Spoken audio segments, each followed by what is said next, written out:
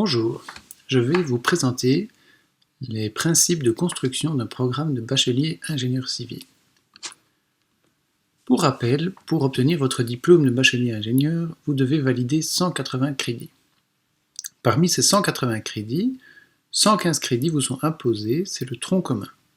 Et donc aujourd'hui, nous allons discuter des 65 crédits restants, les crédits de cours à option.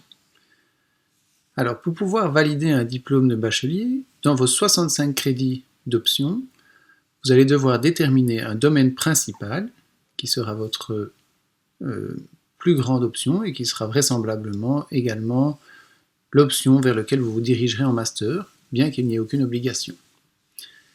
Ensuite, vous devrez choisir un domaine secondaire dans lequel vous choisirez 15 crédits. Alors 30 plus 15, ça fait 45, il restera 20 crédits que vous pourrez choisir au choix parmi tous les domaines, y compris, si vous le désirez, vous pourrez compléter le domaine principal ou le domaine secondaire avec encore plus de crédits. Alors quels sont ces domaines? Dans les domaines, nous avons 8 domaines à 40 crédits qui sont les domaines principaux.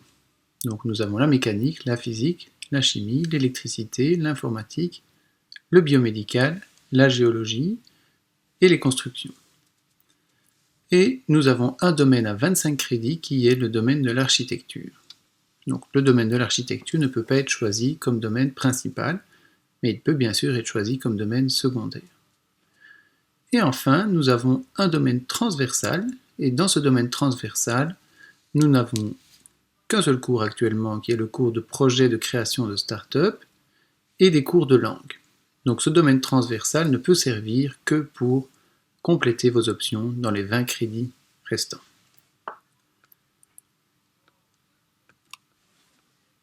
Alors, quelques conseils pour un premier choix d'option. L'idée, c'est, surtout si c'est votre premier choix, de suivre un programme cohérent. Donc dans chacun des domaines, il y a 40 crédits qui sont proposés, et dans ces 40 crédits, il y a 10 crédits qui sont proposés dans le bloc 2 et 30 crédits dans le bloc 3. Les 10 crédits de bloc 2 sont souvent des cours qui sont prérequis à des cours de bloc 3. Et donc, si vous décidez d'un domaine principal, il est souvent bien utile de choisir les 10 crédits de bloc 2 dès votre première année où vous choisissez des options. Pour les 10 autres crédits que vous devez choisir, en règle générale, au-delà des 40 crédits d'options, de tronc commun, vous pouvez soit choisir 10 crédits d'un deuxième domaine, en choisissant principalement les cours de bloc 2, mais vous pouvez bien entendu choisir 5 et 5 de 2 domaines.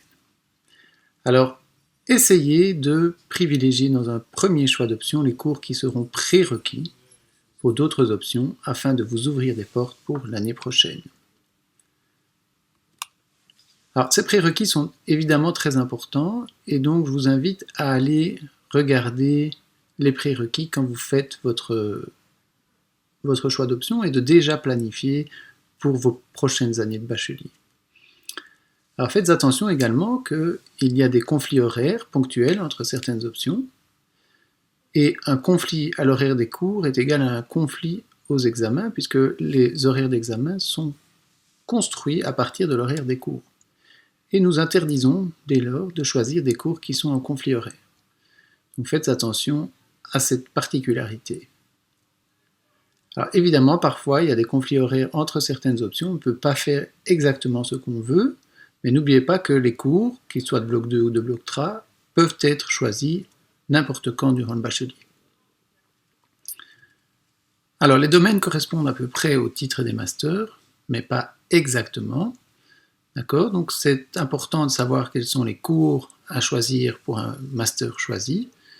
Et donc je vous invite également à aller voir sur le site facultaire. Pour chaque master, il y a 3 listes de cours. Une liste de cours essentiels. Alors ces listes de cours, ce sont les cours que vous devrez rattraper en master si vous ne les avez pas suivis en bachelier. Les cours fortement recommandés, qui sont des cours qui sont bien souvent les cours du domaine correspondant à votre master ou le domaine apparenté.